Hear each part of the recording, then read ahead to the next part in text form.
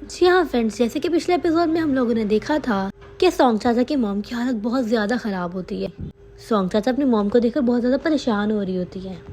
वो जैसे कैसे उन्हें मेडिसिन देकर बाहर जाती है, उसके पीछे ही अंकल आ जाते हैं और उसे कहते हैं, यानी सोंग चाचा को कहते हैं कि सोंग चाचा तुम कहाँ जा रही हो, तुम्हारी माँ की तबीयत ख़राब है क्या, तुम अभी भी उस लड़की से मिलने जा रही हो। सोंग चाचा बहुत ज़्यादा गुस्से में कहती है, ये सब आपकी वजह से हुआ है, आप खुद रिस्पॉन्सिबल हो इस सब के। सोंग चाचा के अंकल सोंग चाचा को कहते हैं कि तुम पागल हो गई, तुम ये क्या कह रही हो। तभी वहाँ सोंग चाचा के दूसरे अंकल भी आ जाते हैं और कहते हैं क्या हुआ, जिस पर उसके अंकल कहते हैं पूछो उससे कि ये रोज योंग से मिलने नहीं जाती। कैसा नहीं है, सोंग चाचा चीख कर कहती है कि ये आपका बिजनेस नहीं है, इससे आपको कोई लेना देना नहीं है। सोंग चाचा के अंकल को गुस्सा आता है, वो सोंग चाचा पर हाथ उठाते हैं, तभी दूसरे अंकल उसे रोक लेते हैं। सोंग चाचा अपने अंकल को कहते हैं कि आपको जरूरत है जागने की। उसके अंकल कहते हैं क्या। सोंग चाचा कहती है आपने ही मेरी माँ को मेरे बाबा के बारे में बताया है, क्या होता अगर आप ये सब उन्हें ना बताते। हमारी फैमिली के साथ क्या क्या हुआ है, मेरे डैड के मरने के बाद हम क्यों अंकल कॉन्ग के घर रह रहे हैं, आपको पता है ये सब आप ही की वजह से है, आपने सब कुछ बर्बाद कर दिया था। और अगर आप में ज़रा से भी शर्म है तो आपको थैंकफुल होना चाहिए हमारा, ना कि हर वक्त दूसरों को ब्लेम करते रहना चाहिए, इंक्लूडिंग मी। सोंग चाचा के अंकल चुप करके ये सब सुन रहे होते हैं और अंकल कॉन्ग भी। फिर सोंग चाचा अपने अंकल कॉन्ग को कहती है, अंकल कॉन्ग आज से मैं रेस्टोरेंट यानी अपनी जॉब पर वापस आऊँगी, एटलीस्ट हम खाने का तो दे सके ना। अंकल कॉन्ग कहते हैं नहीं नहीं, तुम कैसे बातें कर रही हो। सोंग चाचा अपने दूसरे अंकल को कहती है कि आप भी अगर यहाँ रहना चाहते हैं तो कोई काम करें। तभी हम देखते हैं कहाँ का सीन, सोंग चाचा अपने अंकल कॉन्ग के साथ रेस्टोरेंट जा रही होती है। अंकल कहते हैं कि सोंग चाचा मेरे ख्याल से ये वक्त भी ठीक नहीं है, तुम्हें चाहिए कि तुम अपने दोस्तों के साथ बाहर जाओ, अपने ज़रा माइंड फ्रेश करो। सोंग चाचा कहती कोई बात नहीं, मैं अपना ख्याल रख लूँगी। फिर सीन चेंज हुआ, अगर हम देखते हैं योंगसे को जो कि खुद से चलने की प्रैक्टिस कर रहा होता है, कोशिश कर रहा होता है, और तभी उसे याद आती है लांतियान की कही हुई बातें। वो योंगसे से कह रहा होता है कि तुमने जो मुझसे रिक्वेस्ट की मैं प्रॉमिस करता हूँ कि मैं उसे पूरा करूँगा, पर तुम्हें भी मुझसे प्रॉमिस करना होगा, और वो ये कि तुम रेगुलरली रिहेबिलिटेशन करोगे 1 घंटे से भी ज़्यादा, और तुम्हें मुझे पिक्चर्स भी भेजनी है ताकि मुझे यकीन हो जाए कि वाकई तुम रिहेबिलिटेशन कर रहे हो, अपना ख्याल रख रहे हो। तभी योंगसे अपनी पैंट से फ़ोन निकालता है और लांतियान के लिए एक पिक्चर क्लिक करता है। फिर हम रेस्टोरेंट का सीन देखते हैं। अंकल कॉन्ग सबको जमा करते हैं और कहते हैं आज ओपनिंग नहीं होगी। सब कहते हैं क्यों नहीं होगी, जिस पर अंकल कहते हैं कि किचन के साथ कोई प्रॉब्लम है। वो सोंग चाचा का हाथ पकड़ते हुए कहते हैं सोंग चाचा जाओ घर और रेस्ट करो, आज ओपनिंग नहीं हो सकती, किचन में कोई प्रॉब्लम आई हुई है। और वो सोंग चाचा को ज़बरदस्ती घर भेज देते हैं। और सोंग चाचा के घर जाते ही, मतलब वहाँ से निकलते ही, अंकल कॉन्ग बाकी सबको कहते हैं कि चलो काम स्टार्ट करो। वो सब कहते हैं आपने तो कहा है कि रेस्ट करो, जिस पर वो कहते हैं मैंने सिर्फ चाचा के लिए कहा था ये सब, चलो चलो जल्दी ओपनिंग करो। फिर हम दोबारा से योंगसे का सीन देखते हैं। योंगसे एक्सरसाइज करने के बाद बैठ जाता है और फिर सोचता है कि तुम सब चाहते हो ना कि मैं जल्दी से रिकवर हो जाऊँ। फिर वो सोचता है सोंग चाचा तुम कहाँ हो, मैं तुम्हें मिस कर रहा हूँ। तभी वो देखता है सोंग चाचा उसके सामने होती है और आकर कहती है मैं भी तुम्हें बहुत मिस कर रही हूँ। योंगसे डर जाता है और कहता है मैं तो अभी मरने ही वाला था, इतना डर गया हूँ मैं। सोंग चाचा से खड़ा करती है और कहती है क्या तुम मुझसे मिलना नहीं चाहते थे। योंगसे कहता है नहीं ऐसी बात नहीं है, पर मैं तुम एक्सपेक्ट नहीं कर रहा था कि तुम आ जाओगी। सोंग चाचा बताते कि मुझे पूजन ने बताया कि तुम यहाँ हो, तो फिर तुमने डिसाइड कर लिया रिहेबिलिटेशन करने का। योंगसे बताता है हाँ मेरा एक अपॉइंटमेंट है किसी के साथ। सोंग चाचा कहती कैसा अपॉइंटमेंट। योंगसे कोई भी जवाब नहीं देता। सोंग चाचा कहती मुझे लगा था तुम चले गए हो। योंगसे कहता है अब जब तुम यहाँ हो तो चलो वॉक के लिए चलते हैं।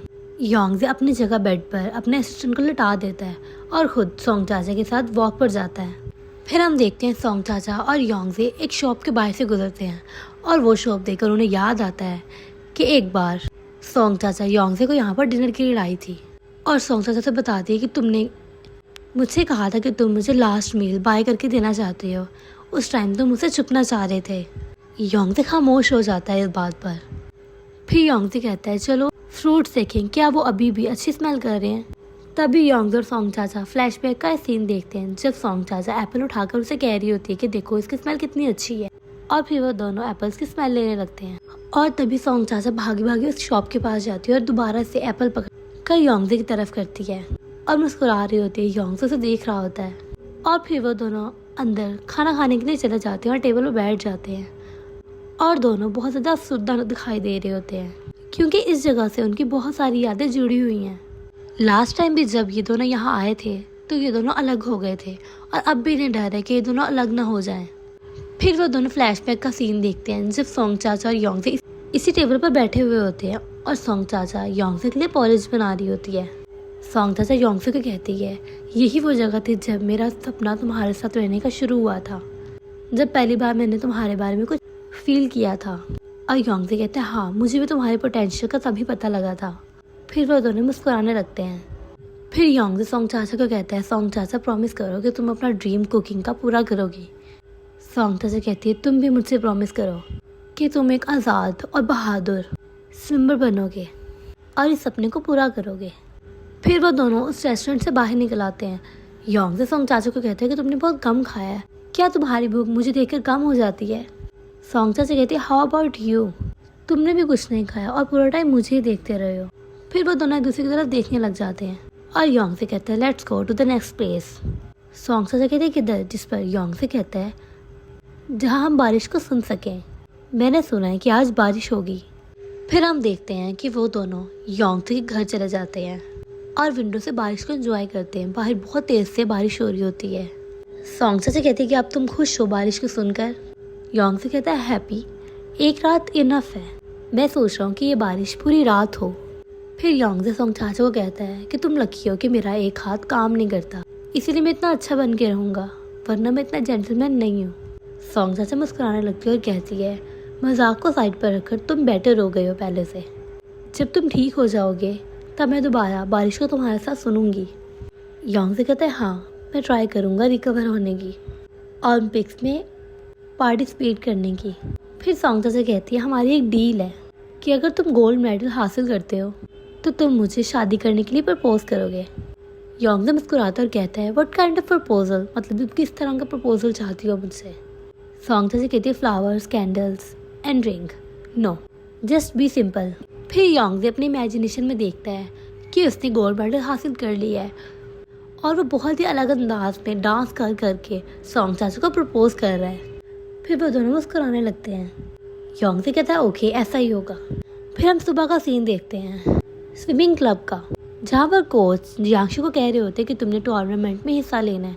जियांगशु हैरान हो रहा होता है कि कोच आप चाहते हैं कि मैं टूर्नामेंट में हिस्सा लूँ, जिस पर कोच कहते हैं हाँ, तो बहुत ज़्यादा खुश होता है। कोच कहते हैं कि मुझे आप सबको कितनी बार बताना होगा कि टोटल 3% टूर्नामेंट में हिस्सा ले सकते हैं और वो 3 लोग होंगे, जियांगशिंग, ग्वानजी और लांतियान। जैसे कि हम सब जानते हैं कि गेम स्मॉल है पर हर टीममेट बहुत अच्छा खेलेगा। मुझे उम्मीद है कि तुम लोग मुझे एम्बैरस नहीं करोगे और अच्छी गेम खेलोगे। फिर जियांगशी कहता है कि अगर योंगजे को पता लगा कि मैं भी गेम में पार्टिसिपेट कर सकता हूँ तो वो ज़रूर खुश होगा, सिर्फ इस सूरत में कि अगर वो आ सकता। जियांगशी थोड़ा सा सैड हो जाता है। कोच कहते हैं कि वो कैसा है अब। लांतियान बताता है कि वो अभी रिसेंटली से रिहेबिलिटेशन शुरू किया है। कोच कहते हैं कि वो हार्ड टाइम से गुजर रहा है, मेक श्योर कि वो वर्क हार्ड करे।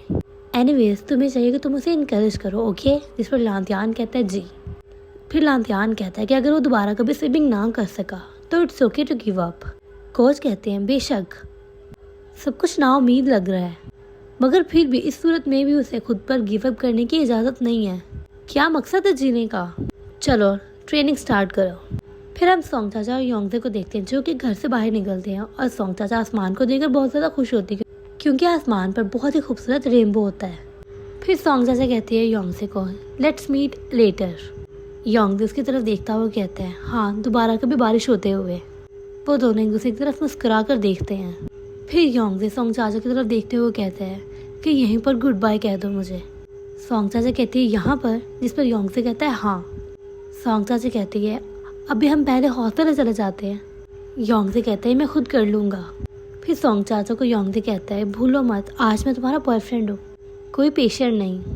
फिर सोंग चाचा कहती है ओके और योंगजे सोंग चाचा को कहता है गुड बाय। फिर सोंग चाचा योंगजे को हग कर लेती है। योंगजे भी उसे हग बैक कर लेता है। ये सीन काफ़ी ज़्यादा इमोशनल होता है क्योंकि दोस्तों सिचुएशन जैसी भी हुई, हर सिचुएशन में योंगजे को ही स्ट्रगल करना पड़ता है, उसे सब कुछ बियर करना पड़ रहा है, उसे ना चाहते हुए भी सोंग चाचा से अलग होना पड़ रहा है। फिर हम योंगजे के मॉम डैड को देखते हैं जो कि पैकिंग कर रहे होते हैं योंगजे के पास जाने की। योंगजे की मॉम आकर कहती है कि योंगजे ने आने का कहा है, जिस पर उसके डैड कहते हैं नहीं। फिर योंगजे की मॉम कहती है फिर हम वहाँ क्यों जा रहे हैं, आपने ही तो कहा था जब तक उसका मूड स्टेबलाइज नहीं होता हम वहाँ नहीं जा सकते। योंगजे के डैड कहते हैं आई कांट वेट। फिर योंगजे की मॉम रोने लग जाती है और कहती है मैं भी, मुझसे भी इंतज़ार नहीं हो रहा, मैं भी कल उससे मिलने जाने वाली थी, देखो मेरे बैग्स भी ऑलरेडी रेडी हैं। फिर योंगजे के डैड कहते हैं कि एक बॉक्स इनफ है, हम सिर्फ उसकी देखभाल करने के जा रहे हैं। फिर हम देखते हैं योंगजे के मॉम डैड हॉस्पिटल पहुंच जाते हैं और वो असिस्टेंट को योंगजे की जगह पर लेटे हुए देखकर उस पर गुस्सा करते हैं। योंगजे का असिस्टेंट कहता है योंगजे ने ही मुझे कहा था कि मैं यहाँ पर उसकी जगह लेट जाऊँ और वो वॉक करके आएगा, और वो अभी तक वापस नहीं आया। योंगजे के डैड उस पर गुस्सा करते हैं और उसे उठाकर कहते हैं जाओ उसे ढूंढ कर लाओ। फिर कुछ देर सोचने के बाद असिस्टेंट कहता है वो ज़रूर लीबाओ से मिलने गया होगा। योंगजे की मॉम हैरान हो जाती है कि लीबाओ। असिस्टेंट बताता है कि लीबाओ कह रही थी कि वो उसे बीजिंग अपने साथ ले जाना चाहती है और योंगजे ये बात मान गया था। योंगजे के डैड बहुत ज़्यादा गुस्सा करने लगते हैं उस पर और कहते हैं कि अभी अभी योंगजे को कॉल मिलाओ। दूसरी तरफ योंगजे लीबाओ के साथ शिफ्ट हो जाता है उसकी तरफ। और दोस्तों ये एपिसोड यहीं पर एंड हो जाता है। नेक्स्ट एपिसोड देखना काफ़ी ज़्यादा इंटरेस्टिंग होने वाला है। ये एपिसोड आप लोगों को कैसा लगा ये भी कमेंट सेक्शन में ज़रूर बताइएगा। Thank you for watching.